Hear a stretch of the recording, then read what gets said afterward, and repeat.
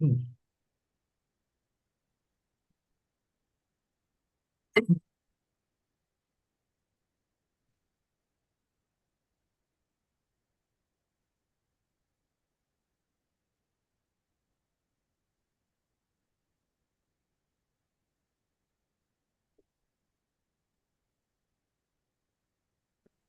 Good morning, everybody, and welcome to the Daily Energy Markets podcast. It is, of course, 10:30 a.m. in the United Arab Emirates and a bunch of times in a bunch of other places, including sunny afternoon, perhaps in Australia, where we have Peter Maguire back with us, CEO Australia at Trading.com, formerly XM, and we're delighted to have Peter back because I think he's possibly one of the few that it can explain to us what the hell is going on in the world with this intersection of financial markets and everything else. Peter, markets are continuing to brush off multiple worries that are making all the headlines across all the spaces that we're aware of, and yet markets keep rallying to new records. What's the coexistence here? What are we not seeing? Where's all the sort of market optimism, euphoria coming from? Well, good morning, Sean, and wonderful to join you from Sydney. And here we roll. I tell you what, it's a bull market. It's simply you cannot stand in the way of equity markets. Who would have imagined that the Nikkei would be nearly at 50,000 points? Have a look what as far as even futures today, the the the market is just on fire, and This that's is taken beyond off. bull, though, isn't it? I mean, I don't know what the animal is, but bull Oh, is it's a something we're bull. familiar with. But this is a blind bull who somebody just sort of castrated his steroids. I mean, it's like it's off beyond any reference. Oh, exactly right. The performance enhancing drugs on this one is just amazing. You only got to look at silver, what that's done, gold, Sean. It's just been almighty, the rally. And then, US dollar still sitting around that 98.85. Are we going to get even more rate cuts? The market's anticipating two rate cuts as far as before Christmas and another three next year. Let's see what Fed Chair Powell says with CPI numbers ready to drop this week and other associated data. You got a government shutdown in day, what is it, 17 or 18? I don't know. And everyone's saying, are we going to be over 30 days? Is there going to be some form of movement from the Democrats to try and get this back online, or is it going to be 45 days? So all of that needs to be considered as well. And then when you're looking at the overall, I suppose, exuberance, it's very, very hard to, as I said, to stand in the way of because the overall momentum is just so incredibly bullish and it's something like even today, the Australian and US, our Prime Minister and President Trump signed an agreement on rare earths, Sean. And now we've got to look at that from the holistic viewpoint, the China dominance and what's happening now with America forging a strategic relationship, a very strong one with Australia I suppose, to shore up any form of. How kind of instant is Australia as a solution for the US rare earth or for even the rest of the world, never mind the US, but how I mean if Australia was a solution now, why wasn't it used before? How immediate a solution is it? Well, remembering that China, they didn't really probably at the start of the year due to the trade negotiations and the argy-bargy, and really that didn't start till April. The argy-barginess of President Trump and what's China's rate going to be, and then only in the last week and a half you had them knocking it up another 100% on the existing. We've got you've got major talks underway. You've got the fourth plenary right now in Beijing, a 4 or 5 day event. Then you've got Treasury Secretary Scott Bessent meeting with Vice Premier He regarding the tariff situation, and that's live. I mean, that'll be on over the next probably 24 to 36 hours.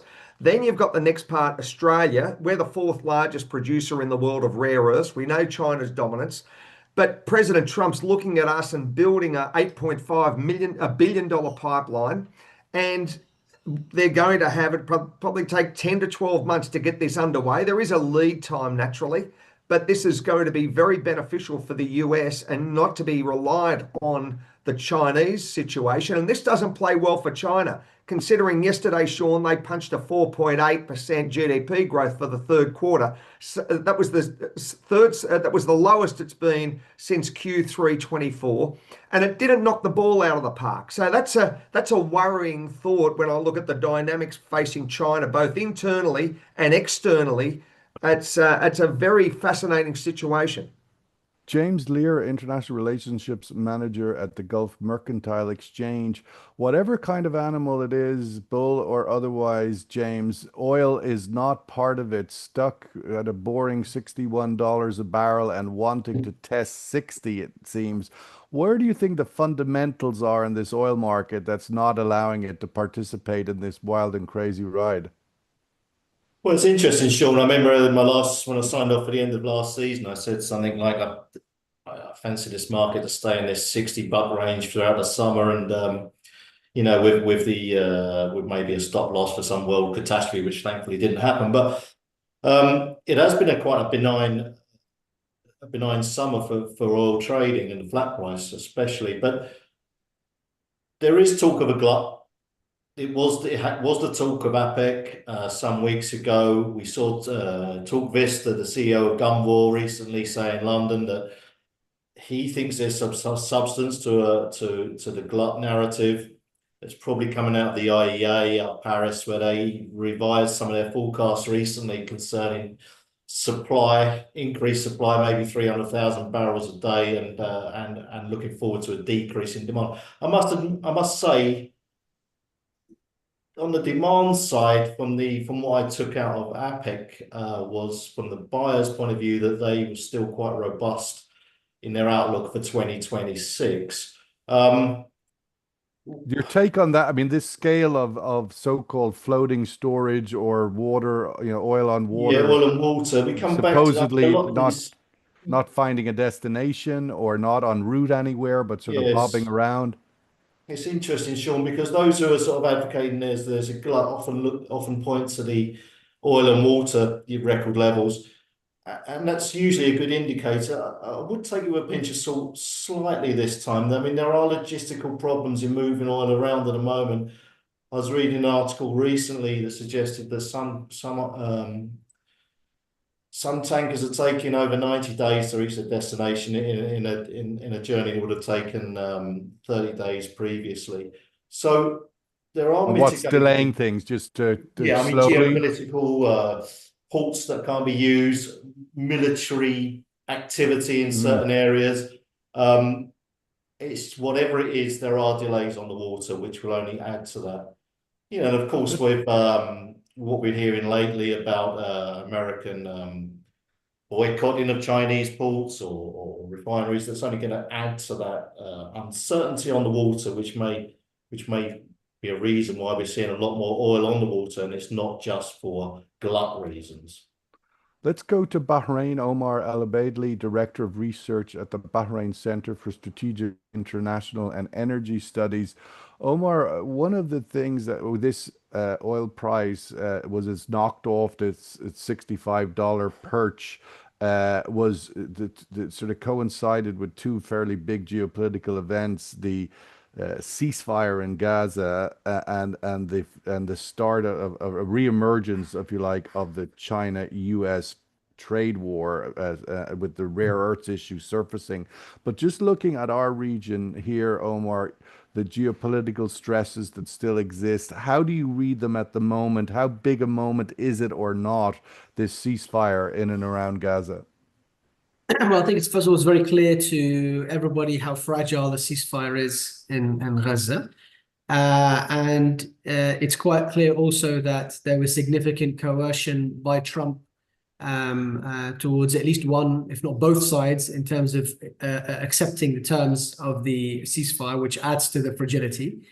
And even more importantly is that for the time being, there is only, there's no public or third party source of information about what's going on there, which makes it very easy for both sides to claim violations by the other and to, reinitiate conflict as and when it suits either side. So that conflict, yes, we've taken a step in the right direction, but we're a long way from both sides demonstrating a consistent, and a feasible path towards peace. And the fact that the hostages have been returned means that there is a big temptation for Israel to continue persecuting the war from its side with less fear in terms of the consequences. So that dossier is unfortunately still very fragile. And add to that going back to the summer conflict between Israel and Iran, Israel achieved precisely zero of its objectives when it initiated the conflict, and those objectives are still presumably outstanding, and therefore it seems likely that at some point in the near future that conflict will restart once Israel maybe redeploys some of its military assets. And where do you think the Gulf states worldview is in all of these developments?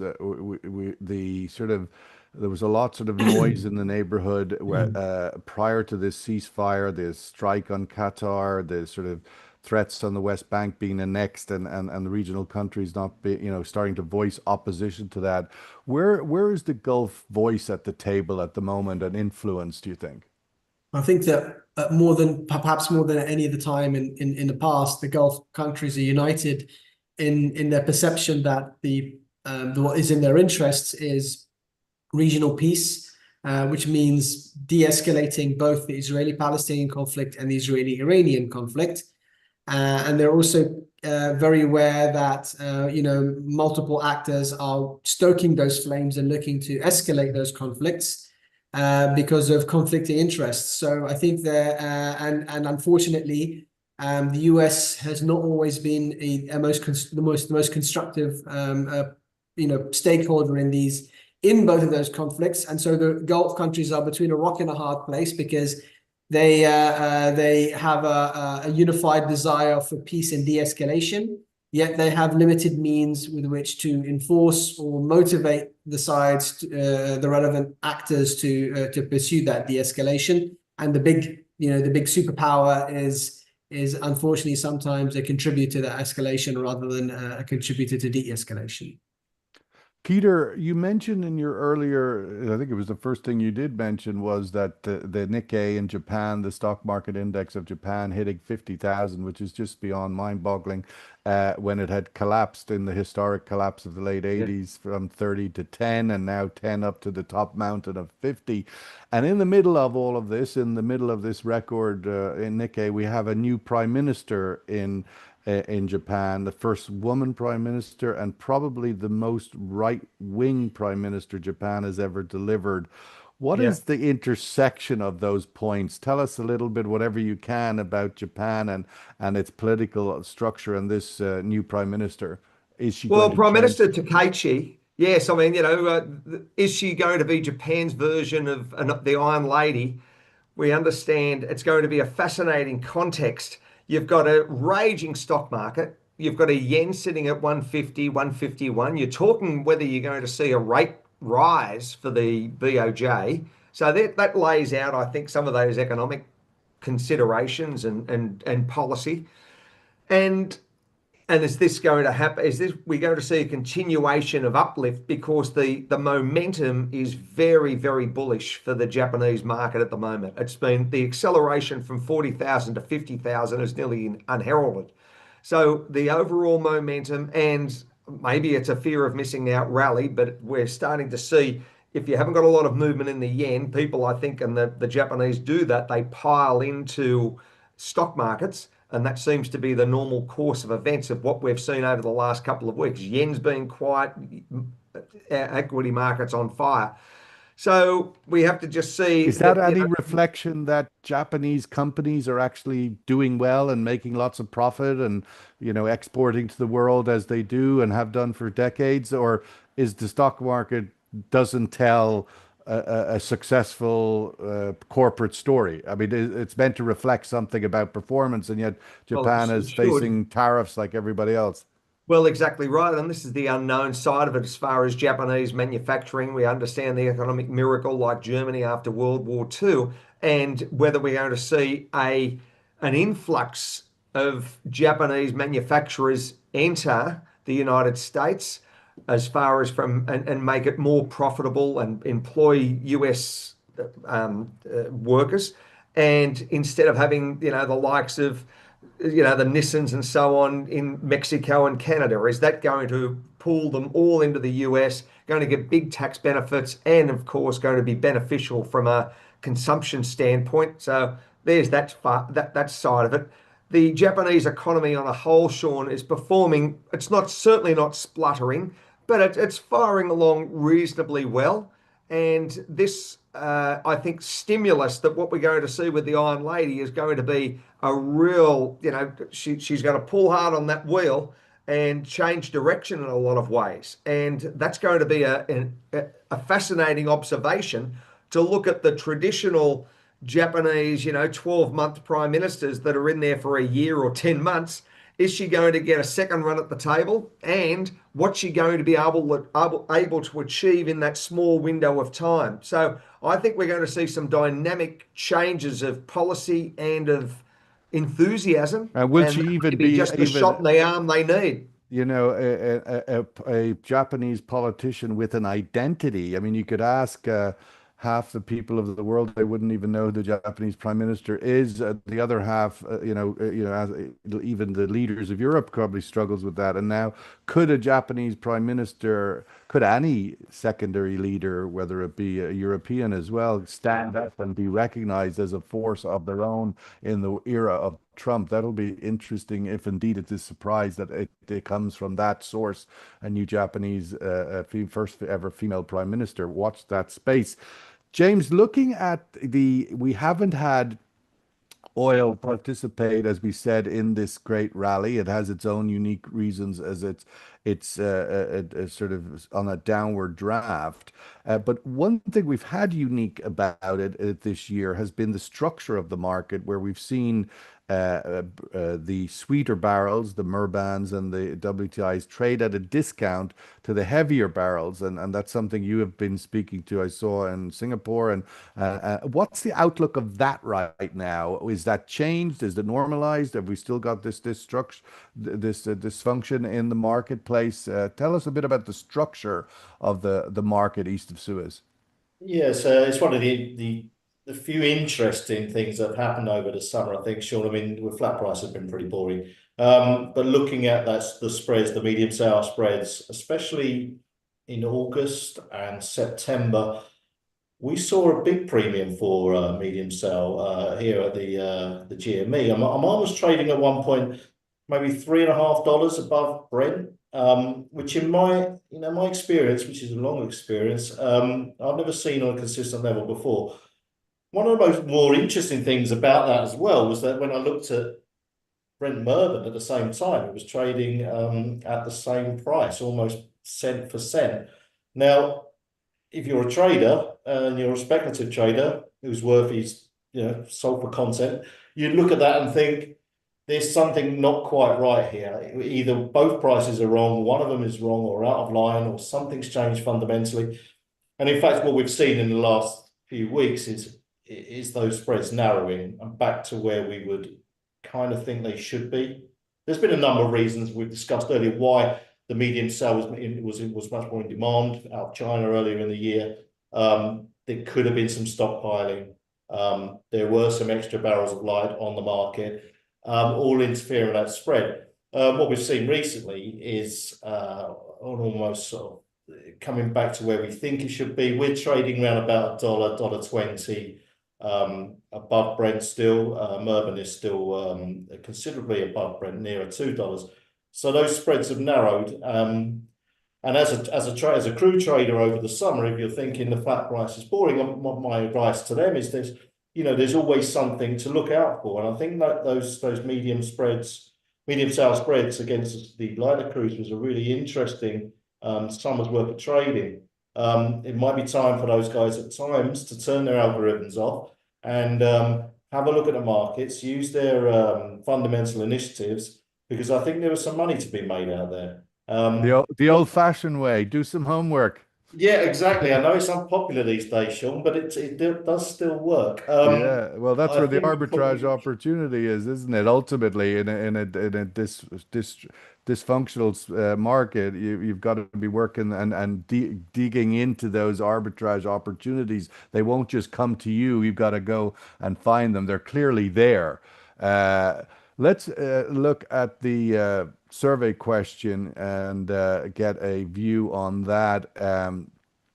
Here, markets will continue to brush off multiple worries as risk rally rages on with Fed easing set to continue. So the markets are dismissing all of the headline worries. Risk is on, and the Fed are continuing to ease and might even accelerate their easing with whoever Trump appoints as the new king of Fed.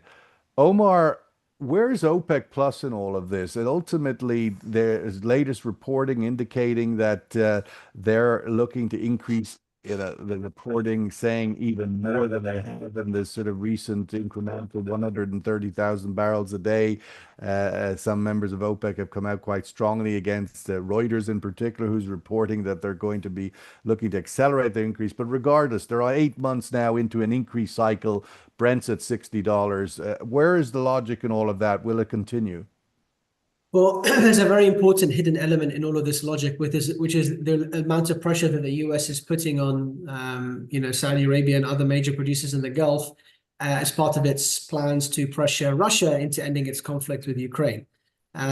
So we don't know the magnitude of that pressure, but we do know that the US has tried all sorts of sanctions on Russia, and most have not been particularly effective. However, one thing that is much more likely to be effective than any sanction is having a low oil price in terms of tightening the screws. And we've seen, although we don't know how much of it is due to lower oil prices, but we have seen Russia seem a little bit more amenable, at least for a timeout in its conflict with Ukraine in the near future than it has been in the past.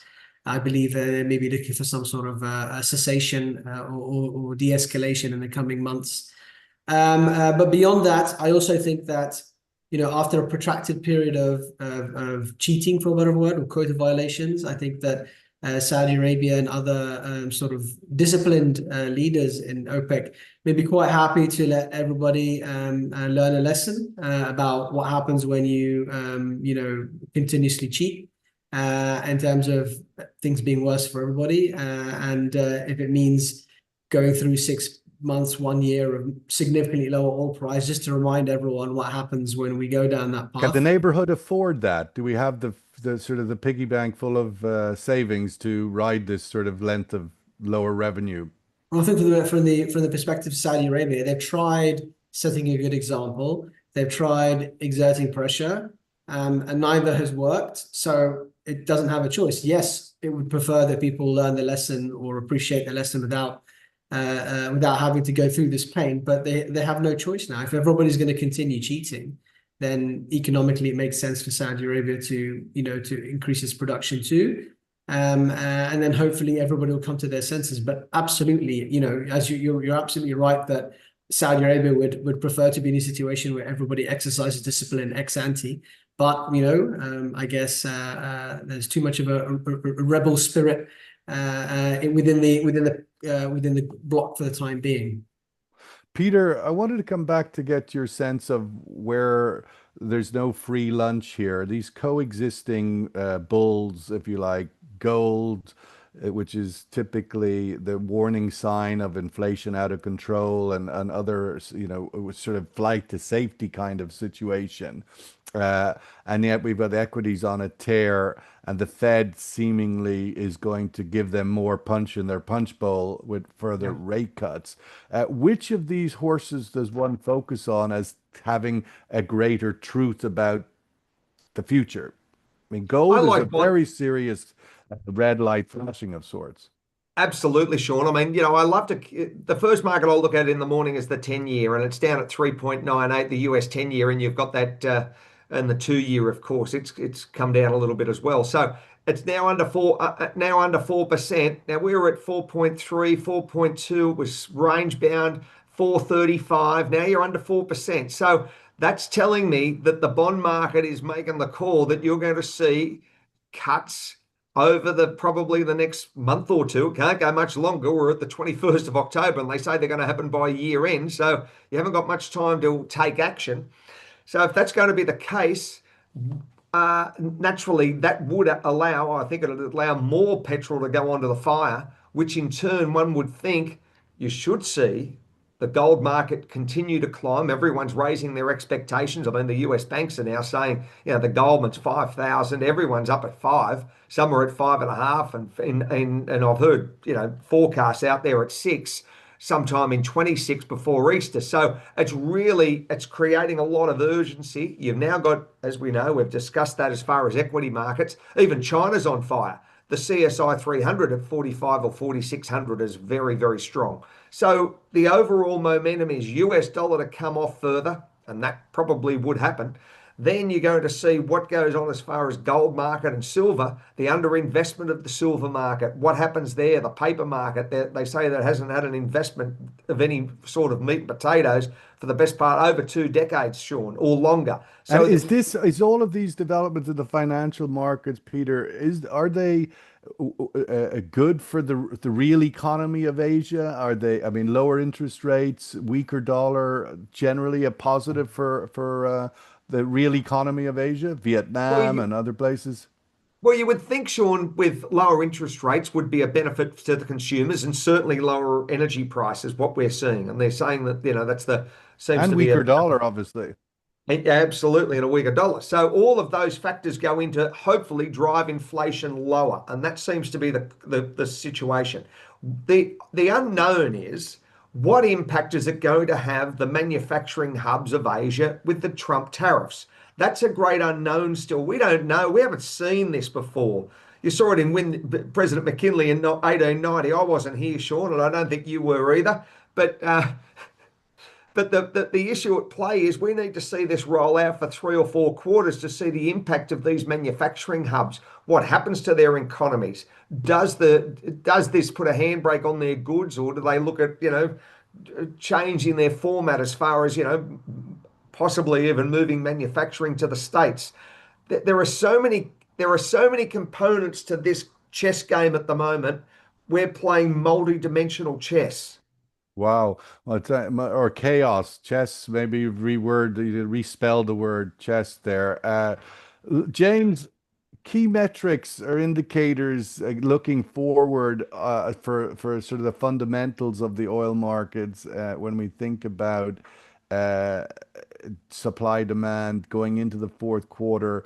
We've kind of come off our $65 safe, nice, comfortable place for the last number of months, now testing 60. Where do you think things could be moving? What would trigger a drop to the 50s or recover to 65 happy place? Yeah, it seems a bit unfair, Sean. I mean, like Peter's got all the great, know. the boom stuff, and I've got all the. He's the trendy guy on the beach in Sydney. You got to move to Sydney and put on the shorts to get the juicy questions. You're in the cold face technicalities there. But looking forward, there's a couple of geopolitical. We always got to keep an eye on what's going on between Trump and Xi. We're also looking at the continued Ukrainian attacks on Russian refineries, which is having an effect on Russian rerouting to exports. I think the Indian ceasing to buy Russian oil thing is completely overdone. I don't think there's any indicators coming out of India that they're going to change their policy anytime soon. So taking geopolitics out of it, the markets are in mild backwardation at the moment on the futures curve, which I think is probably expected this time of year. With a contango later on in 2026, which I think is maybe slightly optimistic.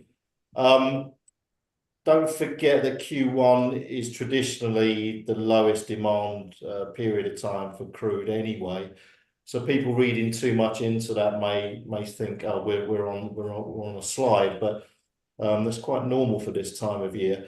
I must say that there were a lot of guys coming out of APEC saying we're looking at sub 50 or mid 50s to sub 50 even Well, that was the big headline earlier in That the was the week, a big headline, $10 but that was drop. 6 weeks ago, Sean, right? Yeah. And I mean, not a lot's happened in that 6 weeks. So all those Well, oil traders prices come off. Brent has come off. will- It was in the mid to high 60s at that time. Now it's knocking on the door of 60. I mean, it's trending in that it's direction, that trending low, call. but it's That not you know, there was a lot more people saying it was going to come off a lot quicker than that. But you sure it's trending. We'll just wait and see whether the traders who are saying that this is going to be a sub 55 market in Q1, and then let's see if they Are you seeing anything in the sort of flows and volumes that a lot of traders I've been talking to are sort of putting their hands, sitting on their hands and actually not even trading, sort of closing their books early this year because of the unpredictability on every front, that there's just too many risks out there. Is that being reflected in the markets and the volumes that you're seeing in the traded volumes? pretty decent volumes this up until this point, actually, and quite Okay. good deliveries as well. Well, very good deliveries. So I haven't seen it in the actual markets. I do sense, and I see a lot of the traders. I'll be seeing them a lot later on today, but there is a sense of fatigue. I think that generally comes from a sort of benign movement in one way or another. And there's a lot of talk about closing books for the year, that's for sure. So. And then looking forward to Q1, I don't see a lot of difference. I really don't. I don't think there'll be a crash through 55 or anything like that. I think we're looking at a pretty slow trend off, as is normal for this time of the year. And we'll see. We'll have to reevaluate in Q2. Omar, last word to you where you started. Agree the survey result that will continue to brush off this bull tiger monster is unleashed and continuing. But Omar, where do you think the region is? Your sense? We saw that the ceasefire when Trump came into power first earlier in the year. It didn't last very long, and we got an even worse. If you could think about how worse can a genocide get, it got worse and worse. What's your own sense of, is this time different? Sadly, I'm not particularly optimistic. However, one thing that does seem to be slightly different from what it was in the past is that Trump seems to be more insistent on ending this war than he was in the past. I think that part of it is because he wants to recognize that it's a lot cheaper for the US to maintain order in the region if there aren't these sort of conflicts flaring up every now and then. And then also, I think he really has got his eye on the Nobel Peace Prize and realizes that it would be difficult for anyone to deny him the Nobel Peace Prize if he does have a big role in. What is your reading on the point of what I'm trying to figure out is, obviously we know the Israeli-Washington relationship, and it's Trump that has its own version and is, locked in for a lot of decades. Where is the Gulf seat at this table? I mean, can we expect that they get something in return for all of the efforts they're making to engage Washington in positive ways? I think that if we're talking about now, so what the good part about the relationship with the GCC countries in Washington is that Washington is looking to get out of the region to the greatest extent, or not be embroiled in conflicts in the region, and B, make money. And the GCC countries definitely hate the money, and also the GCC countries are all behaving, generally speaking, in a manner that is conducive to de-escalating conflict across the region. So that definitely buys favor with the US. The problem the US faces is that at this point in time, its strongest ally, Israel, is directly involved in the two biggest conflicts in the region, and seems to be in some sort of political straitjacket that makes it incapable of extricating itself from either conflict in a sustainable way. The US possesses the levers to unilaterally end these conflicts tomorrow if it wants to, in terms of suspending aid and suspending arms deliveries. But there is the intricate and delicate political calculus in the domestic arena in the US, which must be navigated. And here, going back to your original question, the difference is that Trump, as we've seen in many domains within the US, is more than happy to trample across existing, domestic political red lines. And it seems that he has, and he's more willing to hold the Israelis' feet to the fire than some of his predecessors. Whether this is enough for a sustainable solution remains to be seen. But ultimately, anything that brings peace to the region brings a lower military bill to the US and a bigger economic revenue to the US, which has got to be something that is attractive to him. Well, let's hope all of the positive lines can be emerge over the less ones. Thank you so much. We close out our half hour together with Brent crude. Little changed. It's literally bouncing a few pennies above $61, a few pennies below $61, but no wind in those sails. All the fun is in the other financial markers. In Peter Maguire land, that's where all the fun is, and not in James Lear land, where all of the sober oil price is. But James is going to have some fun this afternoon with all his trader friends, coming back with some great insights. James Lear, thank you so much as always. Omar El-Obeidly, thank you. Peter Maguire, great to see you. Have a great week, everybody. All the best. Thank you. Cheers, Sean. Thank you, guys. Thanks, James. Bye, Emma.